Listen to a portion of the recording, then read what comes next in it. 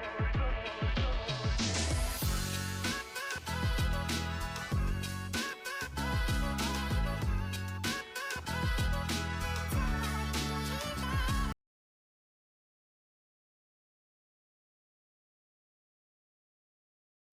everyone and welcome to the very first episode of Oratory Language Club presents Chalk and Talk. In today's episode we are going to talk everything about the rumors we create about teachers and stories we create to the reality behind it. From their personal experiences and the experiences they got while teaching us and the stories that they never got time to share in the class. I am Amar Redhepe and I am glad to be your host for today's first episode of our podcast. So today we have with us an associate professor at Chemical Engineering Department from Sri Guru Gobind Singh Ji Institute of Engineering and Technology, Vishnupuri, Nanded. He have PhD from VNIT Nagpur and over 15 years of teaching experience. He also is a former faculty coordinator of cultural event Utsav, and he is very energetic and inspiring soul and whatnot. None other than Dr. Wahid Deshmukh sir. So sir, let's start and welcome to the very first episode of our Oratory Language Club presents Chalk and Talk. Okay, thank you very much. I must say that I am agree with your introduction and thank you very much for using the word very energetic. So I really thank to you and your club, Oratory Club, for calling me for an interview. What do you say it as a podcast? Chalk and Talk. Chalk Yes. and Talk. Okay, so as on a very short notice you have called me. So just like as we used to take you people's viva on very short notice, so I think you are taking revenge like things from me. So let us see whether I will pass the examination or not. And please kindly help me Yes, and sir. don't ask me very difficult questions. No sir. So sir, let's start with how did you choose teaching as your career path? Okay, so what I can say, that is very common and very personal also question. So how did I choose teaching as my career? Okay, let me tell you.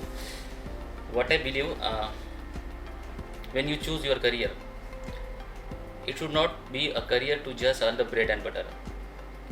When your passion become your career, then what I can say, you can enjoy your career. Nice, well said sir. So why did I have chosen the teaching career actually? Since from the childhood, I found myself that I have very good explanation power. Even in the classroom, our teacher asked me to just say the pledge, जो प्रतिज्ञा होती थी, वो बोलकर एक daring बढ़ गया था.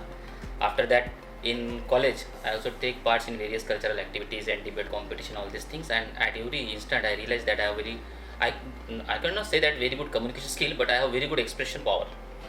See, every teacher is technically very strong and very sound, but to become a teacher, another thing which is must require, and that is how do you explain that thing to the another. And that I realized myself that I can do very well. Even though in final year, third year student used to come and ask me to teach control, and I used to teach means in the sense I cannot teach better than the faculty, but I used to explain it very well. And I have not chosen teaching still as a career actually. I was got placed in Hindustan Lever Limited, and there I used to be a what I can say plant trainee.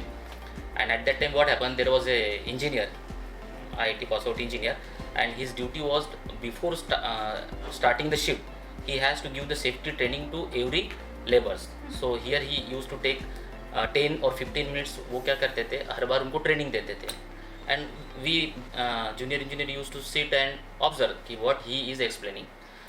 आपको ऐसा करना है, वैसा करना है, इसके बाद में ये करना है, वो means the regular routine type of the set of instructions. And what happened, one day he didn't come, means maybe due to some his preoccupation he didn't come. और जितने लेबर थे वो प्रोटोकॉल था कि आपको जो है वो एक्सप्लेन करना ही है, तभी आप शिफ्ट पे जाओगे सेफ्टी प्रोटोकॉल पे. And somebody asked me to you go and explain, and I start explaining the thing, all these things, okay. And then suddenly I found that he was standing behind me, and after that the first statement he told me कि Wahid, you should join teaching यार, you can explain very well. So जो आपको profession में जाना आता है वो actually आप तो चूज़ करते ही हो, लेकिन वो प्रोफेशन भी आपको धीरे धीरे बुलाता है. सो instantly I went to my mother institute, and there was some sort of vacancy. They asked me, can you come and teach here in your spare time? And I started teaching. I enjoyed teaching, and after that I thought that we should go for further studies. And when I went to the further study, I decided no, now I want to enter into this profession only. And as this is my passion, so I enjoy every day, every class of the teaching. So that is how I landed in the teaching. Very nice sir. So next question is, क्या कभी ऐसा हुआ है आपके साथ कि when you are teaching in class, आप कुछ समझा रहे हो लेकिन आपको ये समझ में आ रहा है कि नोबडी इज लाइक कुछ नहीं समझ में आ रहा है किसी को, तब आप क्या करते हो? ये तो हर बार होता है.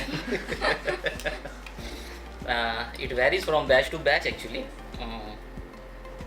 So let us see. Teachers के पास में एक वेपन होता है. वो वेपन ये होता है कि he can give the analogies. Analogies का मतलब ये होता है कि एग्जांपल्स. मैं ये नहीं बोलता कि टीचर टेक्निकली हर टीचर स्ट्रांग होता है. Yes. हर टीचर टेक्निकली स्ट्रांग होता है, लेकिन हर टीचर को टीचिंग करने का एक अलग तरीका होता है और you can say at a different flavour. ठीक है. सो ऐसा तो हर बार होता है कि हम जो पढ़ा रहे वो बच्चों को समझ में नहीं आता है, लेकिन कभी कभी ऐसा आता है कि बच्चे बहुत ही बिल्कुल समझ में नहीं आते. At the time you have to take what I can say help of the analogies. जैसे कि फॉर एग्जांपल आपको मैं पढ़ाता हूँ ना. Yes, sir.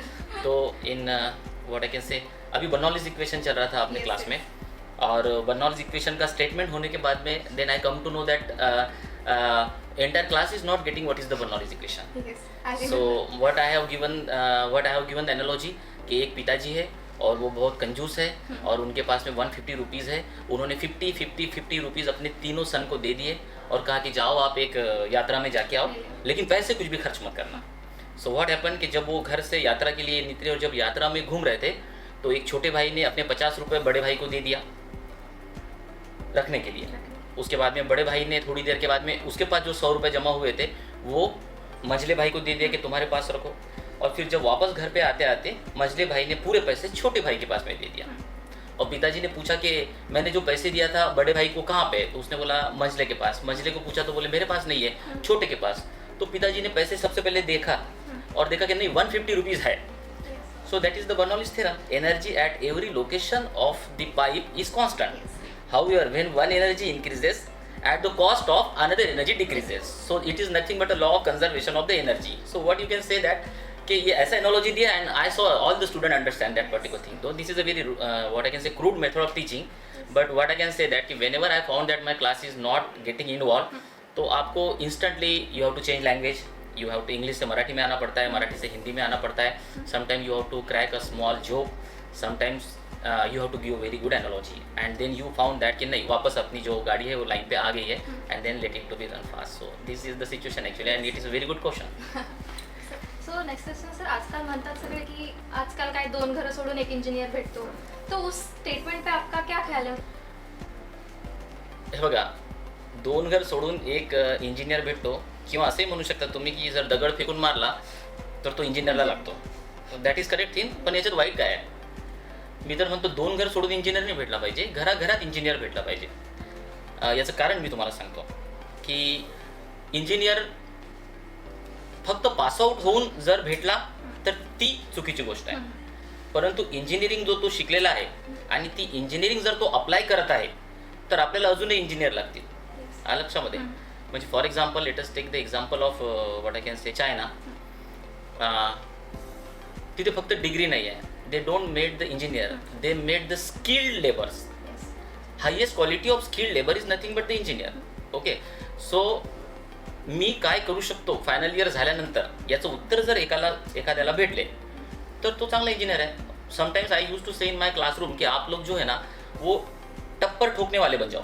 टप्पर ठोकने का मतलब मेरे कहने का मतलब है कि यू जस्ट बिकम दैट कोई मटेरियल है वो उसको ठोकने वाले रहते हैं ना बाहर, टप्पर ठोक के जो भंगार बनाते वो बन जाओ. लेकिन उसमें इतना स्किल्ड हो, त्याच्यामध्ये इतकं प्रावीण्य घ्या की जर इथून 100 किलोमीटर दूर जर गाडी ठोकल्या गेली तर तो तुम्हाला शोधत आला पाहिजे की डेंट काढण्यासाठी हाच माणूस परफेक्ट आहे. And that is called as the application of the engineering. समजलं का? So there is no what I can say worry की प्रत्येक घरात एक इंजिनियर भेटला पाहिजे. आणि मी एक क्वेश्चनही विचारतो, तुम्हालाच क्वेश्चन विचारतो की मला कोणत्याही कॉलेजमधला असा एक इंजिनियर दाखवा की त्याला पासआउट होऊन 4 वर्ष झाले आणि तो खाली आहे. कोणीच नाही. फक्त आपला एकच वेळ असतो की we didn't get the proper skill at our graduation level, so during the we need some time to acquire that skill. That particular time is a super struggling period आणि पुष्कळचे लोक त्या सुपर स्ट्रगलिंग पिरियडमध्येच सोडून देतात. So that is not like that. So प्रत्येक घरात एक engineer भेटलाच पाहिजे आणि फक्त तो त्याला ॲप्लिकेशन ऑफ इंजिनिअरिंग करता आलं पाहिजे. सो सर बीच में ना मैंने लाइक स्टेटमेंट पढ़ा था कहीं पे तो कि from the perspective of plants lions are their saviours while herbivorous are evil creatures for them.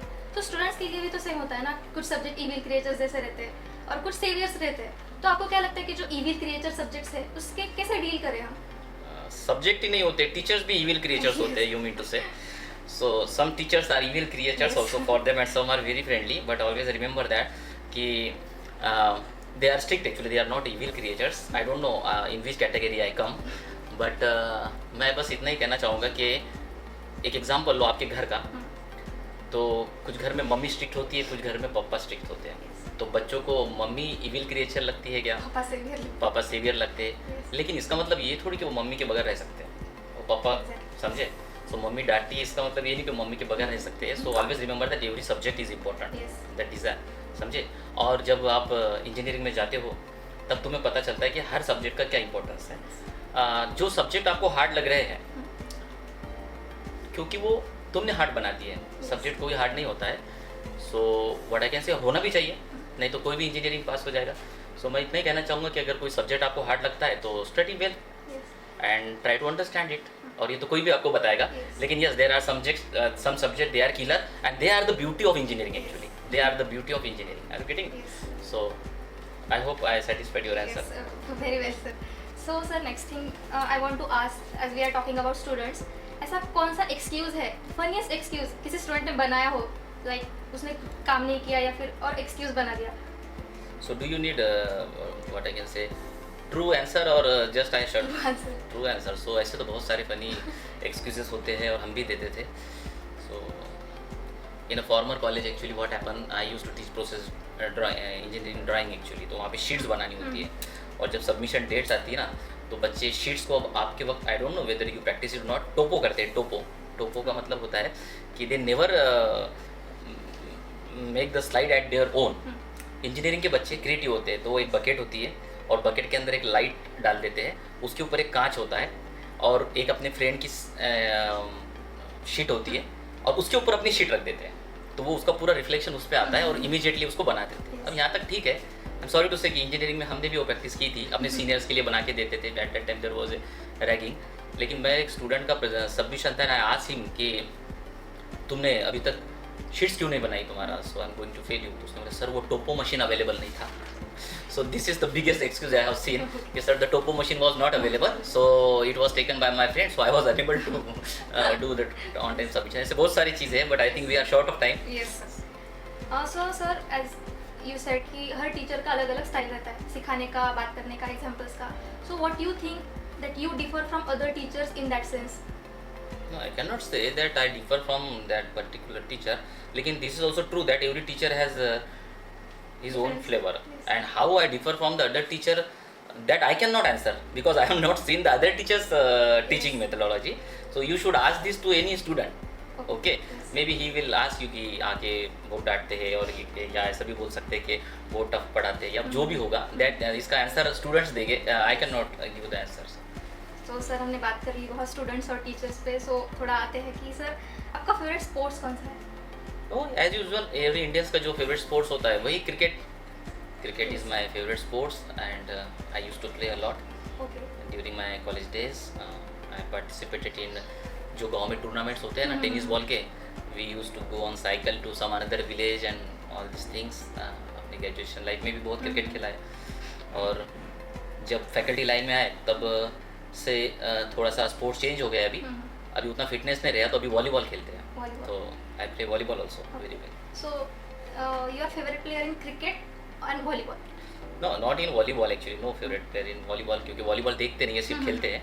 लेकिन क्रिकेट के अंदर तो एक ही है, the God of cricket, and you know better who is that, Sachin Tendulkar. And when Sachin start playing the first match आया तब मुझे cricket का इतना इंटरेस्ट नहीं था पिक्चर.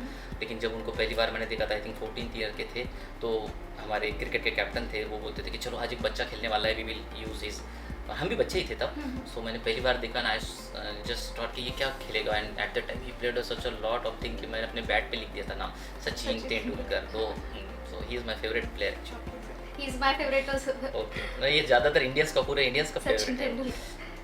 सो सर इफ अगर आपको चांस मिले अभी कॉलेज में खेलने का या टीम लीड करने का, सो क्या आप वो चांस मतलब टीम लीड करोगे, क्रिकेट की टीम?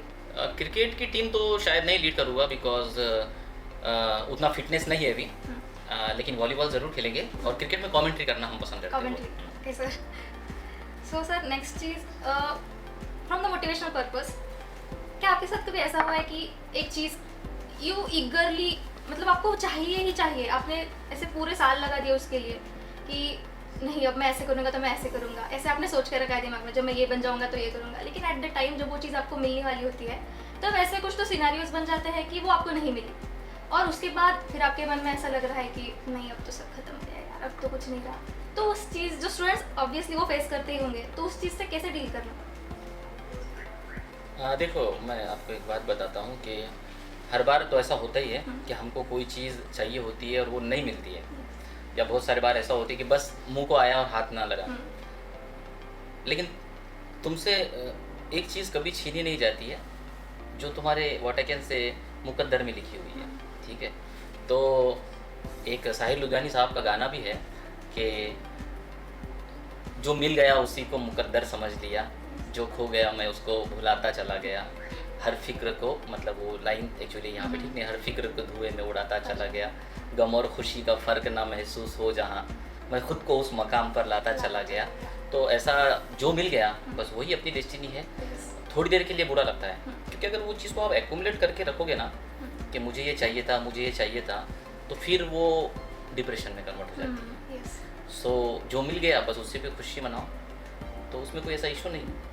सो सर अगर हम ऐसा सोचें तो वो फेमस डायलॉग, किसी चीज़ को अगर तुम शिद्दत से चाहो तो पूरे कायनातों से मिलाने में तुम्हारे साथ लग जाती है, तो क्या ये डायलॉग इससे कुछ रिलेट करता है? क्योंकि हमारी एक होप होती है की लाईक नाही हे तर मला भेटून जाईल, माझ्यासाठी मी ह्याच्यासाठी एवढी मेहनत करत आहे, तो फिर वो होप तो थोड़ी सी टूट ही जाती है ना। तो वो जो फेज़ होता है जिसमें सब आपको लगता है कि नहीं एवरीबडी नाउ विल जज मी, सब ऐसे बोलेंगे कि नहीं मुझे लेफ्ट आउट करेंगे, वो भी तो फेज़ आता है ना। नहीं, वो फेज आता है लाइफ में कि एवरीबडी विल जज मी। कभी कभी ऐसा होता है कि कोई चीज़ तुमको मिलने वाली होती है और तुम्हारे सराउंडिंग ही वो तुमसे दूर लेके जाती है। I am telling you. तो बहुत सारे बार होता है, कभी पॉलिटिक्स होती है आपके साथ में, ये होता है वो होता है। दो चीज़ें मिली है तो ठीक है, नहीं मिली है, एक ही चीज़ देखना कि वो चीज़ के सिवा मैं रह सकता हूँ क्या, और ऐसी कोई चीज़ नहीं कि जिसके बगैर आप रह नहीं सकते हो, ऐसी कोई भी चीज़ नहीं कि जिसके बगैर आप रह नहीं सकते हो, ठीक है ना? क्योंकि जो मेमोरी अपनी लॉस होती है वो एक्चुअली एक ब्लेसिंग है, ठीक है? और रहा सवाल ये कि लोग तुमसे जो लोग छीन लेते हैं या तुम्हारे साथ में कुछ पॉलिटिक्स करते ये करते वो, तो उसका भी कोई ऐसा कोई बहुत बड़ा इशू नहीं है। राहत इंदौरी साहब बोलते हैं कि अगर खिलाफ है दुनिया तो होने दो, भगवान थोड़ी है, और ये सब धुआं है, आसमान थोड़ी है, और ज़िंदगी तो है कांटों भरा रास्ता। और ये मैं आगे की लाइन बोल देता हूँ मन से लगा कि ये कोई केक वॉक थोड़ी ना है। तो ऐसे इंस्टेंसेस तो तुम्हारी लाइफ में आते ही रहते हैं। सो कोई भी चीज़ जो तुमको नहीं मिली उसको बस डिप्रेशन का सबब नहीं बन देना चाहिए। और ऐसी बहुत सारी चीज़ें कि जो मैं चाहता हूँ अभी मेरे पास नहीं है, लेकिन ऐसी बहुत सारी चीज़ें मेरे पास जो है वो कोई और चाहता है लेकिन उसके पास नहीं है। So let us see the other side of the coin. So sir like मेरे थॉट था ये कि हम ऐसे बोल सकते हैं ना कि जो हमारे पास है दूसरे सोच रहे हैं कि हमारे पास क्यों है, लेकिन हमको लग रहा है कि यार मेरे पास तो कुछ नहीं है। तो ये थॉट इससे मैच करता है कि इस चीज़ से कि डिप्रेशन को ओवरकम करने के लिए हमें ऐसी चीज़ें सोचनी चाहिए कि मेरे पास ये है, दूसरा उसके लिए स्ट्रगल कर रहा है कि उसके पास नहीं है। एब्सोल्युटली, हाँ, मैं मानता हूँ ये बात को। देखो मेरे हिसाब से क्या डिप्रेशन क्या है एक्चुअली? डिप्रेशन है accumulation of the emotions. Accumulation of the emotions जहाँ पे हो रहे वो हो गया तुम्हारा डिप्रेशन। अब ये एक्यूमुलेशन ऑफ द इमोशंस अगर आपके सॉरोफुल है या दुख भरे इमोशंस है, अब आपने उसका एक्यूमुलेशन कर लिया तो वो डिप्रेशन में कन्वर्ट हो जाएगा। तो सबसे बेस्ट वे उसका क्या रहेगा कि आप उसी को एक्यूमुलेट ही मत होने दो। तो दो चीज़ है, एक तो ये जो एक्यूमुलेट हो गई है तो उसको फोड़ो, मतलब कोई फ्रेंड से बात करो, किसी से बात करो, ये रोना है रो जाओ, कुछ करो, इसको बाहर निकालो। और इसका बेस्ट वे है कि वो एक्यूमुलेट ही मत होने दो, मतलब उसको निर्माण ही मत होने दो। तो आप जो बोल रहे हो कि जब हम किसी बिल्डिंग की तरफ देखते हैं तो हमने झोपड़ी की तरफ भी देखना चाहिए। तो वो बिल्कुल एक डिप्रेशन आपका जो है वो बिल्कुल वहाँ पे ख़त्म हो जाएगा एकदम। That is I am agree with you. So sir जैसे कि मैंने मेंशन किया कि उत्सव 2025 में आप फैकल्टी कोऑर्डिनेटर रहे हैं, तो उसको लीड करते टाइम आपके एक्सपीरियंसेस क्या है, कैसे आपको लगा काम करके स्टूडेंट्स के साथ, बाकी मेंबर्स के साथ? सी आई थिंक मैंने प्रज्ञा भी किया था। यस सर, प्रज्ञा 2024। तो अभी रिसेंटली उत्सव किया था। तो एक बात समझो आपके एक्चुअली उत्सव जो है ये फैकल्टी कोऑर्डिनेटर नहीं रन करता है। ओके। उत्सव होता है स्टूडेंट का, स्टूडेंट और स्टूडेंट ही उसको स्टूडेंट ही रन करते हैं एक्चुअली। जो उत्सव होता है ये स्टूडेंट ही रन करते हैं। तो मुझे जो स्टूडेंट मिले हैं फॉर्चुनेटली अभी तक, वो एकदम तोड़ है इवन दो, और अगर वो नहीं है तो मैं उन्हें मोटिवेट कर देता हूँ। और इसमें बहुत बड़ा हाथ जो है उत्सव में ये dean student affair Dethe sir का भी है, ठीक है। तो मेरे एक्सपीरियंस जो थे स्टूडेंट्स के साथ में ये बहुत अच्छे थे, और मेरी हर कमेटी जो थी स्टूडेंट्स की दैट वाज वेरी एक्सलेंट। उन्होंने नए नए, बस एक ही बात है कि मैंने अपने भाषण में भी बोला था शायद उत्सव के कि आपको लगाम छोड़ देनी होती है, और जब घोड़ा अपने खुद के गैलप में दौड़ता है तो उसकी ब्यूटी कुछ अलग होती है। तो आपको स्टूडेंट्स को जो है एक डिसिप्लिन वे में क्रिएटिवली छोड़ देना पड़ता है कि जाओ तुमको जो भी दिल बोल रहा है वो आप करो, और फिर बच्चे नई नई चीज़ को इन्वेंट करते जाते हैं। So it was a really very nice experience, and I am also thankful to dean student affair that he has guided me very well. And I hope कि अभी नए उत्सव के फैकल्टी कोऑर्डिनेटर भी बहुत अच्छे से ये उत्सव को आगे लेके जाएंगे। Definitely sir. तो sir, to end this podcast with, what is the one life lesson you want to give today's generation? See, I'm not that much big that I can give the advice to entire generation actually. I'm here just to tell what I used to tell myself. Okay. कि if you want to give an advice to all students or all faculty, के मैं अपने ही आपको ये advice देता हूँ कि देखो, और ये मेरी लाइन है, असल मैं कोई बुक में भी पढ़ी नहीं हूँ, मैं किताबें पढ़ता हूँ वैसे बहुत सारी, कि जो आपको लगता है ना वो आप कर सकते हो, क्योंकि आप कर सकते हो इसीलिए वो आपको लगता है, समझे। तो अब अगर जैसा आपने बोला कि अगर मुझे लगता है कि मैं फैकल्टी बन सकता हूँ यार, इसका मतलब ये है कि मैं सच में फैकल्टी बनकर वो चीज़ कर सकता हूँ, क्योंकि ये अंदर की बात होती है, ये अंदर की एक इंट्यूशंस होती है जो दिल से आता हूँ, समझ में आ गया। तो अगर आपको कोई लेवल पे ऐसा लग रहा है कि यू कैन डू मॉडलिंग, हाँ, तो ये कुछ ऐसा कोई तुम्हारे मन में थॉट नहीं डालता, ये तुम्हारे अंदर का ही होता है जो आपको बोलता है कि तुम मॉडलिंग कर सकते हो, तो इसलिए आपने वो करना चाहिए, समझे। एक्चुअली ये मैं एडवाइस बस यही दूंगा कि ये अगर आप देखना चाहोगे ना, तो ये मैंने बहुत ही हार्ड वे में बताया है। स्लो वे में ऐसा, मतलब स्मार्ट वे में या आसान सिंपल वे में ऐसा हो जाएगा कि दिल और दिमाग ये दो चीज़ें हैं, जो आपको लगता है वो दिल बोलता है, और आपको क्या करना चाहिए कंपैरेटिव स्टडी करके, इधर जाके उसका देखे, पड़ोसी का बेटा क्या कर रहा है, हमने क्या करना चाहिए, पैसा किसमें, ये आपका दिमाग बोलता है। तो बहुत लकी लोग होते हैं वो जिनका दिल और दिमाग एक ही चीज़ बोलता है, समझे, और वही बहुत सबसे ज़्यादा सक्सेसफुल होते हैं। मे बी बड़े बड़े APJ साहब, कलाम साहब, ये वो, इनका दिल और दिमाग एक ही चीज़ बोलता होगा। हमारा थोड़ा प्रॉब्लम होता है कि पिताजी बोलते हैं कि इंजीनियरिंग में चल जाओ, और हमको आर्ट में जाना होता है, तो बस वो। तो always listen to your heart, और जो तुमको लगता है वो तुम कर सकते हो, क्योंकि तुम कर सकते हो इसीलिए तुमको लगता है, ये बात को याद रखो। Yes sir, very nice said sir. So thank you sir for being our first guest to the very first episode. Very first. Yes sir, you are Okay, very first so guest. thank you very much. It was just like as a extempo interview. Yes. I hope I justified it, and it was really very nice. And I must say that you also have a good communication skill. Thank you sir. And congratulations to your Variety Club, and I wish you best of luck to all of you. Thank you so much Thank sir. you. Thank you for watching our podcast. मैं आशा करती हूँ कि आपको मेरी और मेरे teacher की बात अच्छी लगी होगी, और उसमें सर ने बहुत सारी ऐसी चीज़ें बताई जो स्टूडेंट लाइफ में एंड आफ्टर स्टूडेंट लाइफ आपको हेल्प कर सकती है। So if you like our content, please do subscribe and like our channel and press bell icon for updates. Thank you.